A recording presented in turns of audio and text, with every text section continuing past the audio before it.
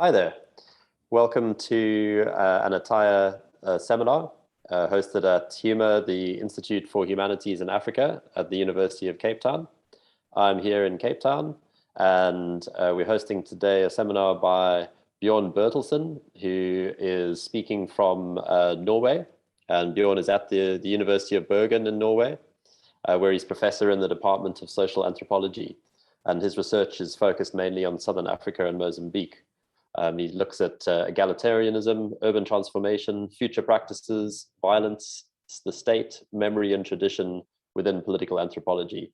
And he's also the executive director of GRIP, which stands for Global Research Program on Inequality. He's a transdisciplinary worker, and he focuses on urban developments in places such as Accra, Johannesburg, and Maputo. So tonight, Bjorn is going to be talking about Mozambique, based on his paper that was distributed before the seminar, Civil War and the Non-Linearity of Time, Approaching a Mozambican Politics of Irreconciliation. And this is a paper from this year. He's looking at the aftermath of the Mozambican Civil War, in which at least 1 million people died. And this was following independence from Portugal, and a brutal civil war that happened with backers from other countries and political groupings. And that's right on the border here of South Africa. And for myself, growing up in South Africa and Zimbabwe, we were very aware of the ongoing war in Mozambique.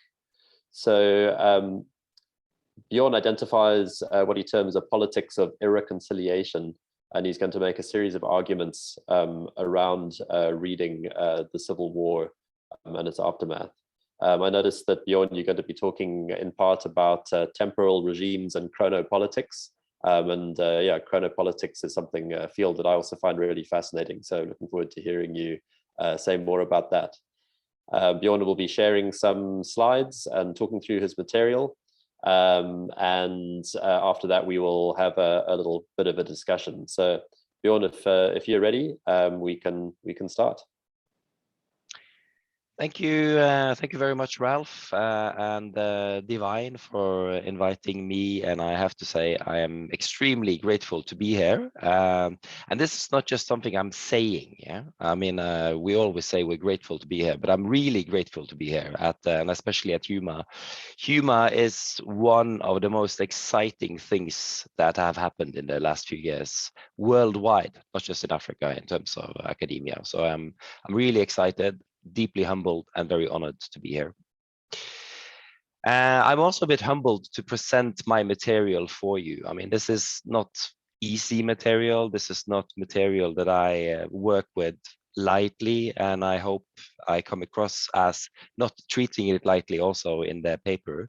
And as it is very much a work in process, I really look forward to your comments and critiques, and please be critical when you comment.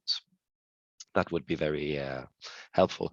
As you might have noticed, I have a very peculiar voice. This is not my normal voice. I'm not possessed by anyone. I'm just possessed by a super flu. It's not the virus that goes around the world these days, but it's a particular nasty flu variety that is currently, wreaking havoc in the Nordic countries. So this is why I have a bit of a strange voice. I hope it's not too irritating, and I hope I'm intelligible. But if not, just let me know and I'll try to, do something for it. Okay. So I'll try to contextualize a bit my paper and my own research as a start, and then we can go into the discussion, which I very much look forward to. So I'll try to see if I can put the PowerPoint thing on. This is okay, yes? Very good. That's great, yeah. Thanks, Ralph. So the manuscript I have pre-circulated is part of a special issue, and some of you will have noticed that because I refer to a special issue in the manuscript. It's a special issue that is put together by Nayanika Mukherjee from Manchester, and the whole question of the special issue was, okay, if there is reconciliation, if there is such a thing, And we know there might be such a thing. We know it's a contested term, and I also write about that. But if there is such a thing, what is the other of reconciliation? Yeah. How can we think the term irreconciliation perhaps as the other of reconciliation? Now we know that there are problems, of course, with dichotomies and dualisms, but okay, this was the starting point of the special issue. The paper I've circulated, and as I've already said, was a bit difficult to write for many reasons, and I will let you know a few of these.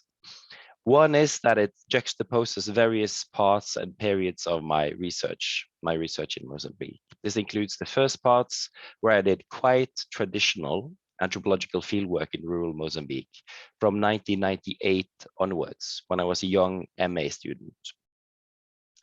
And it includes the last decade of research, which is configured a bit differently on, in, and with Mozambicans on the current political horizons of politics, you could say.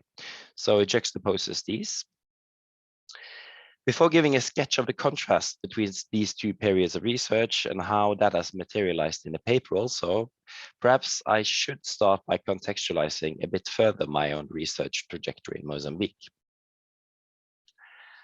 The first image you will see here is of a so-called guero in Chitewe, the language that is dominant in Chimoio, the closest town in central Mozambique to where I did fieldwork. A guero is a hut constructed by male teenagers when they're around everything from 11, 12 to 14, 15. It's the first stab, what you could say, of constructing your own house, and it's a test for the separation from the household, if you think very traditionally, anthropologically. This is where I stayed for my first fieldworks for 10 months when I did fieldwork, and I was lucky enough to be part of this this family in what I call Honde. And Honde in Chitewe means a place of war. It's a pseudonym for the locality that I did fieldwork in. It's a locality around 2 hours walk from Chimoio. In this period of my research, I immersed myself as much as I could in rural life. I immersed myself in how life unfolded after the civil war ended in 1992. Remember, I came here in 1998, 1999, and people had just started trickling back to this area from having been dispersed. And in my work in this period, I approached what I call traditionality as a generative form of sociality in opposition to the state order, you could say. And I did so very concretely when I did fieldwork. This is a photo taken from the maize harvest, and I was concerned in this period of my research also with the regenerative and reproductive cycles. I was concerned with the sharing of food, with the walking on paths between houses and households to reignite forms of sociality, with the renaming, you could say, of fruit trees that had been abandoned to new owners or to the families that had had them. So to me, looking at what happened after the Civil War was very tangible. It was very concrete in a sense. This is yours truly, 20 years, almost 20 years younger and 20 kilos younger in this photo, together with a traditional chief in this area. Also because I looked very much at the spiritual plane and the cosmological plane, and how there were devised a number of rituals to treat the violence that emerged from the Civil War. I was very much concerned also with histories of embodiment with memory, entangled memory, disentangled memory, memories that were distributed and could be appropriated by others as if their own, we would say, from a very sort of Western centric perspective. So what was this war about? Well, it's a long, long story, and I will not recount the whole story, but a few basic facts, and Ralph has already mentioned some. It started in 1977. Externally, outside Mozambique, South Africa was certainly became involved at some point, fueling one side of the war, the so-called Renamo side, the Mozambican national resistance. What was then Rhodesia, white supremacist Rhodesia, fueled Renamo in the beginning, also helped by Western powers, the CIA, Portugal, etc., etc. So it was very much part of a Cold War, both a global Cold War theater and a local Cold War theater in Southern Africa, you could say. It was a war that was oriented very much towards the control of people and the control of resources. So this meant that around 1 million people out of a population of around 17 million died, 5 million became refugees. And it only came to a halt after several rounds of peace negotiations in 1992. And since 1992, Mozambique has been a nominal liberal democracy with the elections, as you will all know. And the elections held in 1994, 1999, 2005, 2011, and 2016 have all been won by Frelimo. As you will also know, and this is very important to recognize when we talk about violence and violence in the longue durée and forms of reconciliation, there is a long history of colonial repression and colonial violence in Mozambique. The Portuguese colonizers underdeveloped and underinvested comparatively to other colonizers. Violence was an extremely important part of the colonial apparatus, as we see here represented in this mural. These murals that I will show you photos of are murals that you will find in all major Mozambican towns. All the regional capitals will have these murals recounting a kind of a linear narrative from Portuguese colonial repression to liberation. Yeah, so this would be the first mural on the left and then progressing towards the right. So after a period of colonial Portuguese repression came the liberation movement for Frelimo. Here you see battling, forming a guerrilla to fight the Portuguese. This was, of course, the liberation movement for Frelimo, established in exile in Tanzania in 1962. The War of Liberation started in 1964. As I said, this was a guerrilla war oriented also towards liberating areas and setting up its own revolutionary form of governance in those liberated areas. In 1975 came victory. And you see here the biggest head in this mural is Eduardo Mondlane, the legendary first president of Frelimo, who didn't live to see the liberation.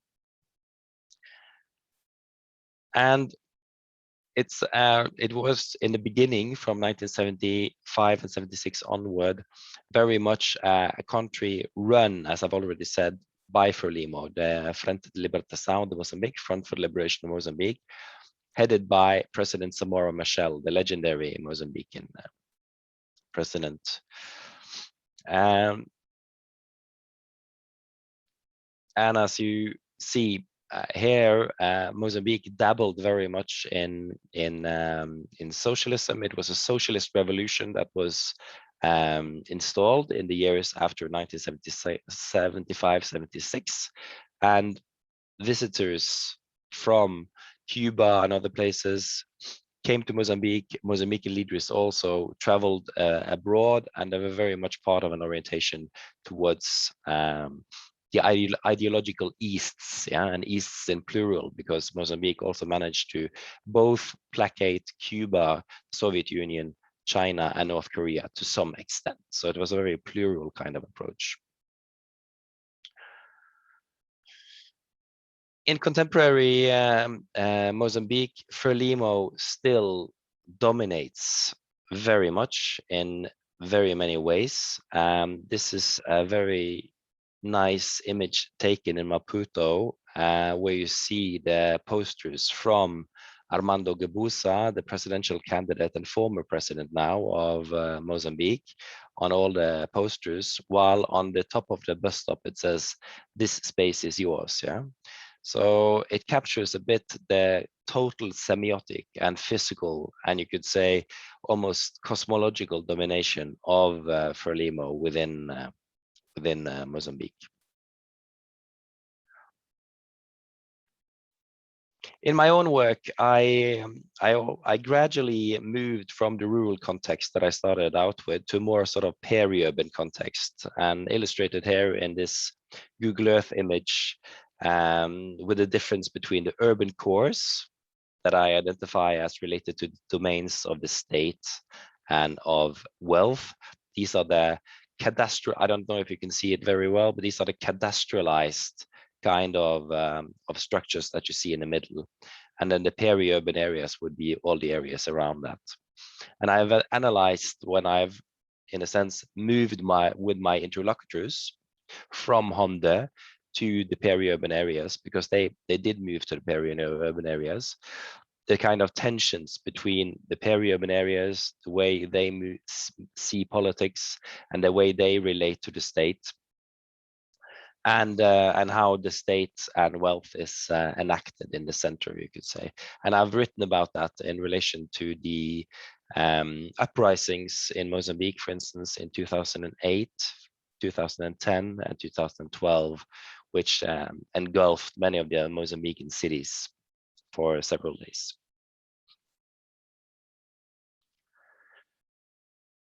And there is the same kind of image from Maputo. You see the cadastralized southern tip, and then you see the large peri-urban areas, which are of course now becoming gradually gentrified, and the peri-urban areas are moving out of this this photo, you could say, but there is still there. Now, I wanted to start a bit today by reiterating some of this sort of linear Mozambican history, as well as hint to my own research trajectory, perhaps as a way to contextualize more broadly the argument that I'm trying to make in my paper. And as you will recall, I attempt to make 3 arguments in relation to how the question of reconciliation, irreconciliation unfolds in Mozambique. For one, I am informed by Hannah Arendt in thinking about irreconciliation as fundamentally a rejection of a world of violence in search for a common one. Yeah, so irreconciliation is not necessarily, anyway, a rejection of a will to reconcile or a will to find what we as anthropologists would perhaps say a common ground for a mutuality of being. Yeah, but it's a rejection of a world of violence in search for a common one. And second, drawing on, as also Ralph commented, drawing on some recent anthropological theorizing around chronopolitics, that is the politics of time. I argue for the gains to be made from taking a non-linear temporal standpoint when we try to relate to civil war violence. Also, as it is problematic to think of violence and violence of a civil war, for instance, as nominally past. And thirdly, in Mozambique, forgiveness and its other, irreconciliation, is not only intimately tied to the temporally past or present, it is also something that mobilizes through being produced by a tangible and intense absence of a productive future. Yeah. So this is perhaps a bit of a paradox that I try to outline, that an absence of a future also works to mobilize in a sense. So I base my analysis on, as I said earlier, on a juxtaposition of what I call an era of reconciliation, which is this era after the Civil War, after 1992, where there was a lot of talk about the need to forget, the need to forgive, the need to not take a stand politically, ethically, morally, not to construct national discourses. And I show you just a quote there. Here I want to read it, and it's in the paper, about the fact that this way of thinking about reconciliation or coming together at the political level in Mozambique was uttered also before the end of the Civil War. So this is not something that, in a sense, emerged as an emergency solution after the Civil War. This was part of dominant thinking in Mozambique before the end of the Civil War. And this era of reconciliation, as I call it, it also resonated very strongly with my key interlocutors. This is a quote I also have in the paper from 2004. In this era of reconciliation, you could say, where people actively, in my fieldwork, actively rejected this urge to finger point, to point the finger at someone having committed a heinous crime and heinous act of violence. And I was very often confronted with this in the field. I mean, I didn't actively, of course I didn't. I mean, I didn't actively go in and ask who did what, but I mean, it came up in conversations after I'd spent months and months in the field, that this person, he was part of Renamo, one of the armed factions, you could say, and this person was part of, this other person, his neighbor, was part of Frelimo, or supported Frelimo. And I sometimes queried about this because I found it difficult that people could live together, could share plates, could drink the same homemade liquor after this has happened. Yeah, and this response that you see here was a typical one in terms of capturing that kind of sentiment. And then something changed.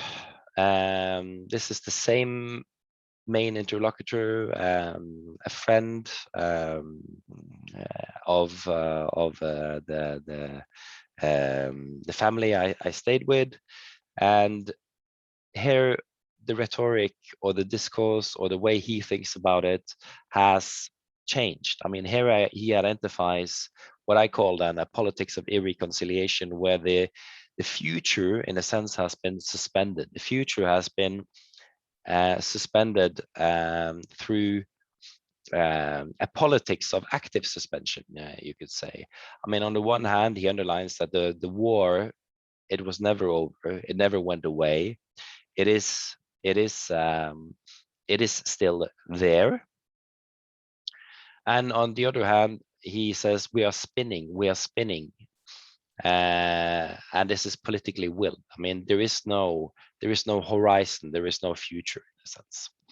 So this is what so these are the two kind of vantage point or starting points for my paper, you could say, for thinking about, okay, how did this change come about?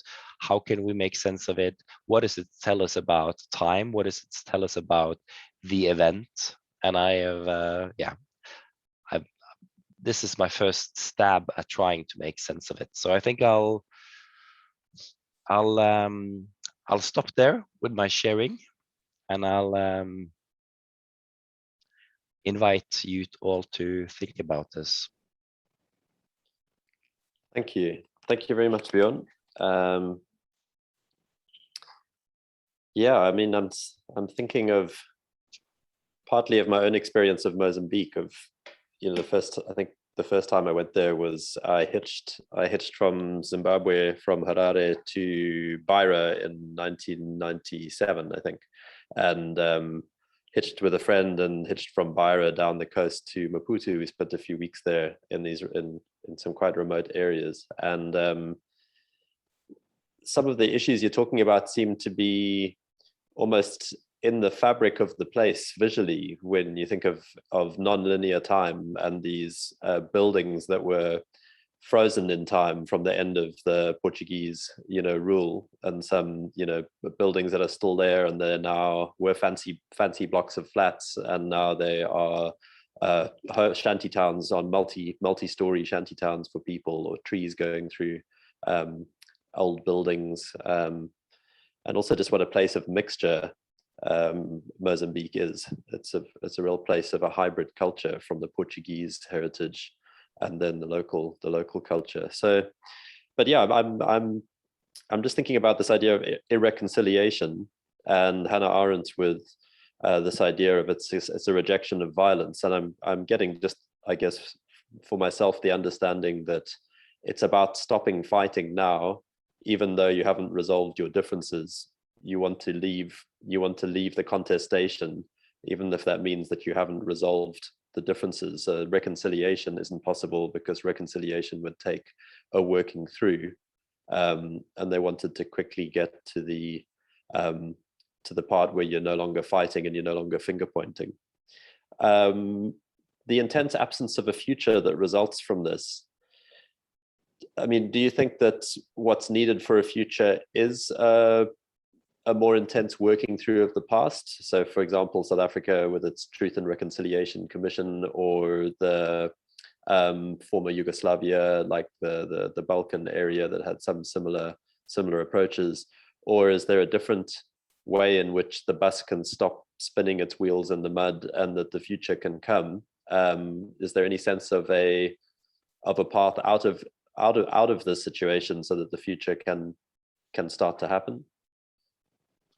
Very good question and reflection, Ralph. And first, just to comment on your observations, you get the sense in Mozambique when you visit cities and towns as well, that there is a kind of a condensation of the past eras, materially, as you say, in terms of the buildings, in terms of street names still being street names from the socialist cosmology that was tentatively instilled in the 70s and 80s, so you have this kind of condensation of different temporalities that people live with and relate to in Mozambique. So I think that's an important point. Now, in terms of stopping the bus from spinning in the mud, as Helder called it, and as you brought up again, I think we should be clear, or at least I want to be clear, that I'm not proposing that the local level attempts at reconciliation, or what I call reconstructive practices, because I'm not particularly fond of the Christian term reconciliation, because it presupposes a kind of a Christian cosmology. While I see reconstructive practices as more open-ended and more related to the semiotics of, or at least trying to understand or come to terms with the semiotics of violence.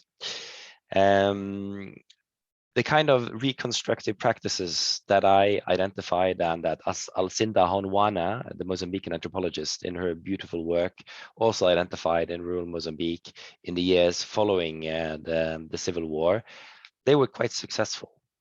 They worked, yeah?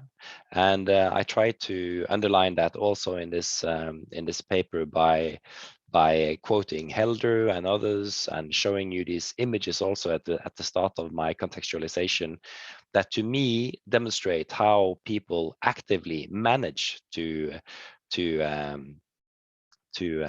come to terms, some term anyway, with a violence that still, of course, lingered, but they came to terms with what had happened to in the sense that they managed to construe new forms of sociality, new relationships, paths were opened, etc., etc., etc. So it's not that I want to be clear here. I'm not saying that this has failed at sort of the local level.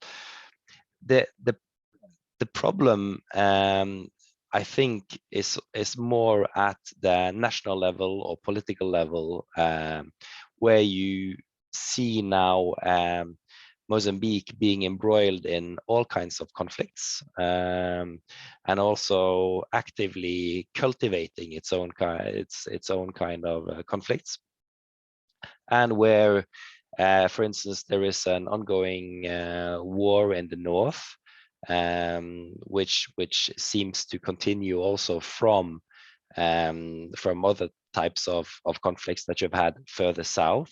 So in very many people's minds, I mean, the war never actually stopped. It just continued in a sense.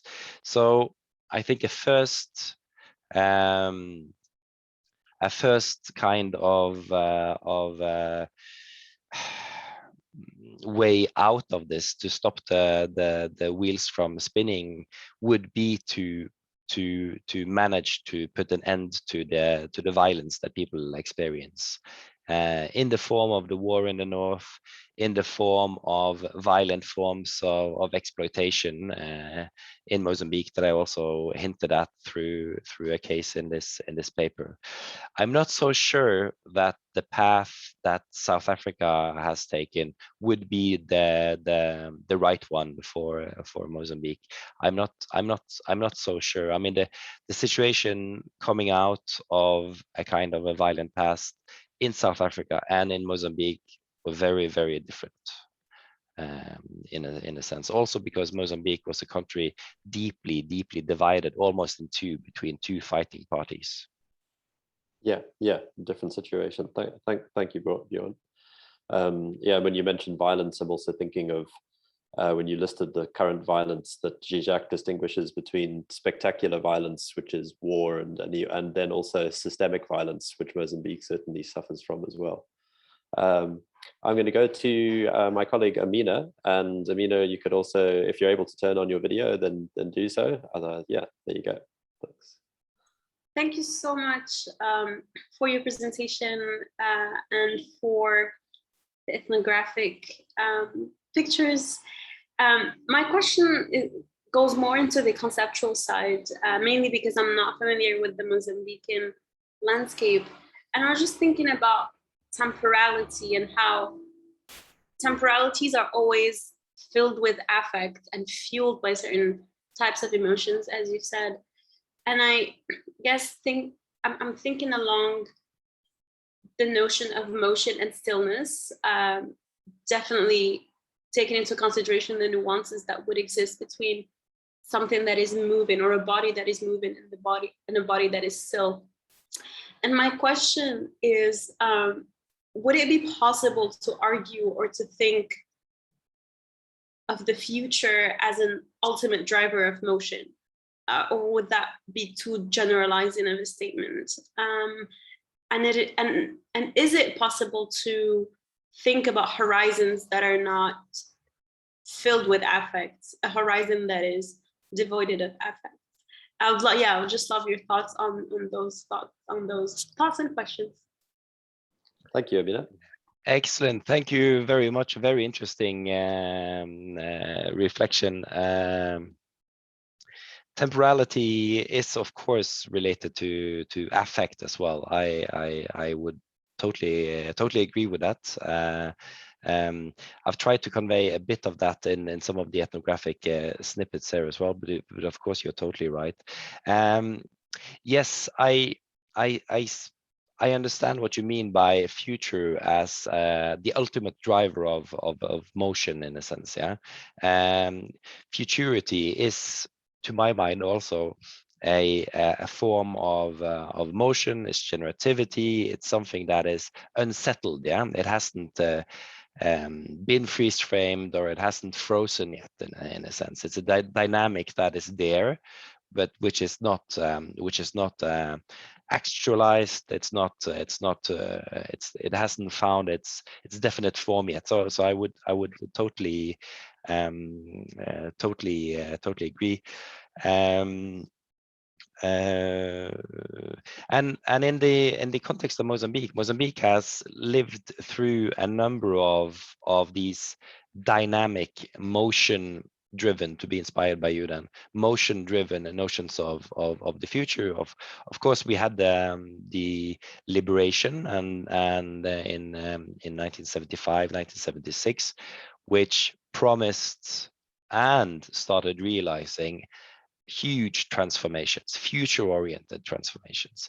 You had the notion of the new man and new woman instilled by Frelimo, which of course promises an entire new human being. Yeah, also very motion-oriented, future-oriented image. Perhaps not so much related to affect. I mean, the new man and the new woman would be quite controlled, but at least there was a revolutionary subject to be formed.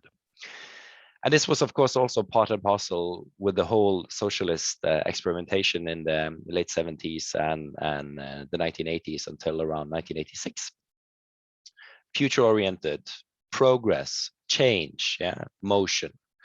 And affect around notions such as Mozambique, the revolution, the people, etc., etc. Then overlapping partly with that kind of experimentation, you had another type of future, development. And development has been extremely important in Mozambique. Development has promised great changes, improvements in life. It has also promised changes in behavior. So you have again a notion of motion. What I'm hinting at, perhaps more hinting at than actually spelling out in this paper, but what I've written about elsewhere, is this pervasive sense of an end of the future now, or actually the perpetual reproduction of the present, in a sense. Yeah. So a willed production of a futurelessness. It's not that there is no future in a kind of an objective sense, because of course there is a future. There are paths out of these impasses for any context, any country. I'm in no way an Afro pessimist, and I'm not trying to describe a country that is now sort of disintegrated. It's the active production of a futurelessness that is at issue. And I see this as also related to some kind of hegemonic discourses that are now quite popular, related, for instance, also to climate change politics, and how we should reinvent ourselves to be resilient in the face of the climate catastrophe that has in some ways always already happened. Yeah, so the future is cancelled, and we can only reconcile ourselves with the present in a sense. Yeah, so that stops the motion. Yeah, or at least it has the wheels of the bus spinning in the present. I've written about this in an article on Utopia, on Mozambique, that came out in Social Anthropology, the journal, earlier this year, where I go into this climate change politics and urban requalification and what that means. But yes, I think you're really onto something with this notion of future as a driver, of the ultimate driver of motion. But there is, of course, the flip side to this as well. I don't want to be rambling, but there is, of course, the flip side of this. I mean, Paolo Virilio, the philosopher, has, of course, also identified speed as antithetical to democracy, and speed and the speed of capitalism, of war, etc., as running over democratic processes, democratic promises, democratic potential in a sense. But speed would then be a kind of a perverted form of motion in this regard, I would assume. Thank you. Thank you very much, Bjorn. Thank you. I'm interested, you mentioned Paolo Virilio. I have a book somewhere nearby here in my studio, which is a little booklet of his. And he talks about the accident of accidents, you know, this major accident that will happen. And this was published in 1999 or 2000. And it was very tempting last year to think that he's identifying where we are currently in this kind of catastrophe of catastrophes. Yeah, I also can't help thinking that part of what Mozambique is experiencing now with this difficulty with moving substantially forward or changing its fortunes substantially is part of a global zeitgeist. You know, last week we had Ziauddin Sardar as our guest, and his main field is futures studies. Though his energies recently have gone into his formulation of post-normal times, which is his way of formulating where we are now.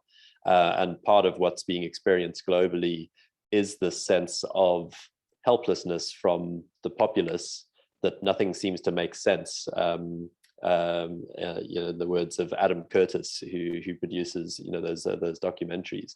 But this, perhaps you could call it a product of neoliberalism, or, you know, many of these political factors that are sapping the energy of people around the world and making them feel like nothing really changes, and what can you do to change things? And Mozambique seems to be, you know, perhaps part of that, even though they aren't, I would say, strictly speaking, a neoliberal country, because they still have they're still retaining some of their socialist sort of economic ideals. But yeah, I was wondering how Mozambique fits in globally, that it's not just their problem perhaps, but part of a global problem that's preventing people from moving forward.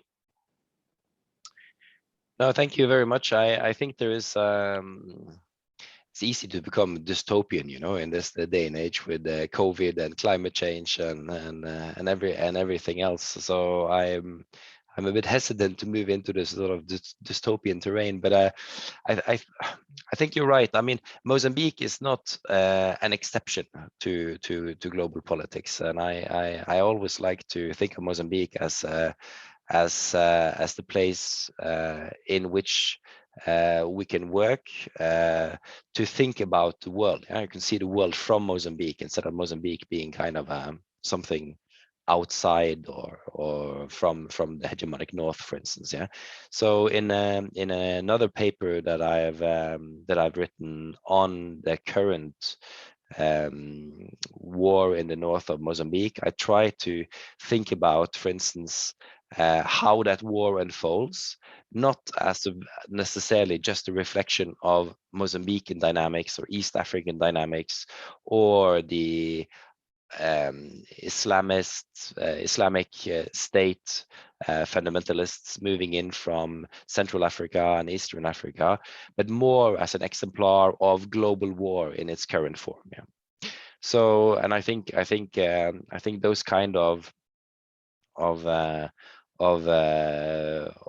analysis should be made, not to make Mozambique or other countries in Africa or elsewhere exceptions to the global kind of setup, because the war in northern Mozambique at the moment is part of to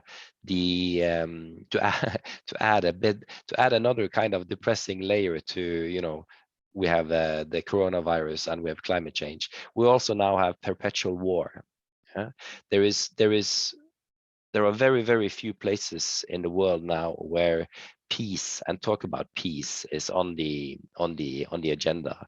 including the hegemonic powers of the world. They have stopped talking about peace a few years ago. So peace is off the agenda. So what does that make then war? Well, it makes that war is our everyday condition in a sense. So we are embroiled in war as citizens, as someone to be mobilized, as someone to be wary of our neighbors, of someone to be suspicious. So we're embroiled in this in a sense.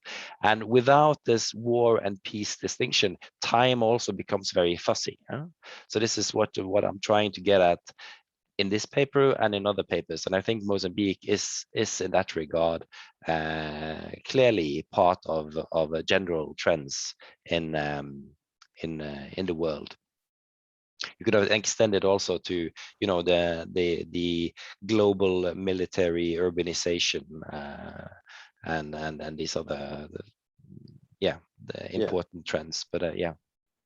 In fact, I was living in New York during when September 11th took place, and in the aftermath of that, many Americans who weren't politically educated were asking why would this happen in America, and in fact, Mozambique was one of the examples that I would talk to people about, you know, and so because of having grown up on the borders of Mozambique and knowing what America's role was in conflicts like that, you know, that we were connected.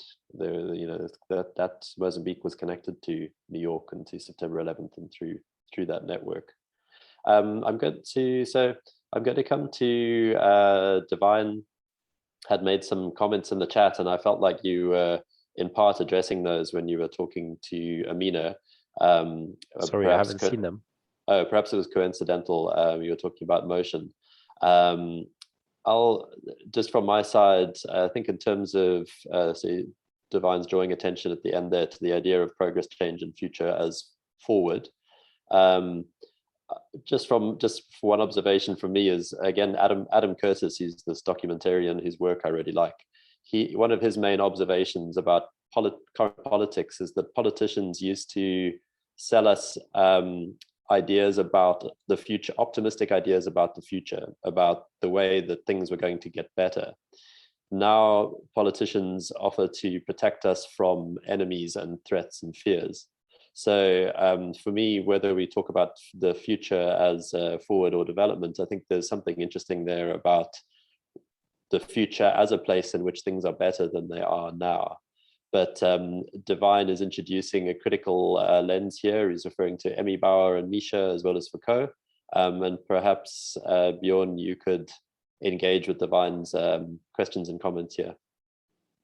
Hey, I'll just look at them.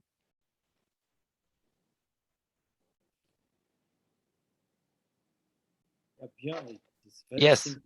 perhaps I you think can. You offer us a really deep, very dense, I mean, theoretical provocation, which is great. And I'm just playing with the play that you're playing with, and pushing you, and trying to push and see, you know, just rethinking what you mean by future. Given that this is really central to the idea that you are trying to push here about irreconciliation as a space, you know, a kind of an abandonment of the future, and reconciliation is about forgetting the past. I mean, in a way, it's about abandoning the past and thinking tomorrow, but reconciliation here, which is about just no future. And I'm trying to see what you mean by future, especially if one interrogates history as linear, and if one interrogates this idea of progress, which has been dominated by what we would call hegemonic, you know, a conceptual theoretical frames, which necessarily tell us that progress is necessarily going forward. It's not having to walk backwards, you know. So I'm just pushing, what is future here? What do we mean by future here? What do we mean by moving forward here? What do we mean by progress in this space? You know, is it possible that living in war and with guns could be progress? You know? Is it possible? What that if? is it possible that being with guns and being in violence could be progress? Is it? Oh yes, oh Yeah. yes, oh yes, sure. I don't have any kind of thank you for the provocation, Divine. I don't have any rosy approach to that. I mean, in the other paper that I'm writing, I am actually arguing for people joining warfare in Mozambique as a way to carve out the form of future, you know. So I'm not I don't have any sort of rosy approach to this, you know. But in terms of future and progress, I mean, my point of departure is ethnographic in the sense that I'm informed by how people talk about this. In a sense, I mean, the rhetoric around reconciliation was very strong just after the Civil War at the political level and at a kind of ethnographic level where I did field work, even though, as I said, I don't like the term reconciliation. It has these Christian cosmology connotations that I feel do not necessarily fit. So this is why I opted for a reconstructive practices kind of term, which more directly at least opened up for some parts being uncontained of violent pasts and some not, some closed, some not. And it doesn't include notions of forgiveness or these kind of template ideas. Now, people in Mozambique that I speak to in my work, I mean, they talk about the future. The future is there as a kind of a horizon. It was there in 1998, 1999. So people have this idea of something other should be forthcoming. Yeah, it is not necessarily linear. I mean, it doesn't necessarily progress in time, but the idea that time or a kind of a progression, yeah, not necessarily linear, has stopped is quite strong. This is, of course, perhaps also a reflection of being exposed to Frelimo or hegemonic political discourses for so many decades, where the future is always what we aim for. Yeah, this is of course also the discourse of development agencies. So in some ways, it's an appropriation and redeployment, critical so, of that kind of rhetoric. Now, the interesting point now, I think at this point in time, is that the notion of a better future, a more prosperous future, a future where development is forthcoming and where resources is forthcoming is eclipsed, or it's actually exchanged in also hegemonic political circles and development circles. In development circles, by the idea of climate change and the kind of call for everyone to produce less and to consume less, to become less, in a sense, to be confined to the present, because we cannot have this megalomaniac idea of expansion of the human and of his or her worlds. And also by politicians who are very happy with this because they don't have then to promise that much. So they have to instill a sense of resilience, which is ultimately present oriented and reproducing in a sense. Yeah. So there is a kind of there is an exchange here, I would say, where progress has been demoted from the highest position in the hierarchy of political and development values and discourses, while a popular notion of futurity, non-linear, it may be, lives on and is mobilized also critically, that I try to hint at in this paper. Thank you, Bjorn. Thanks, Divine. So we are actually at the end, almost a few minutes short of 6 o'clock, and that time I think the time has flown, and that was a really stimulating presentation and conversation, Bjorn. Thank you so much for having me, and yeah, it seemed that it helped my voice as well. I mean, it's still there. Yeah, you're distracted by the interesting things you were saying. So that's great. you've tested it out. Yeah, and thank you so much for contributing here, and we really appreciate it. Yeah. Thanks everyone. Thanks to my colleagues. Thanks to everyone listening. And next week we have a scholar at Boston University called Louis Trudet-Soquet, who's going to be talking about anarchic artificial intelligence. So we look forward to that presentation. Thank you very much, everyone. See you next week.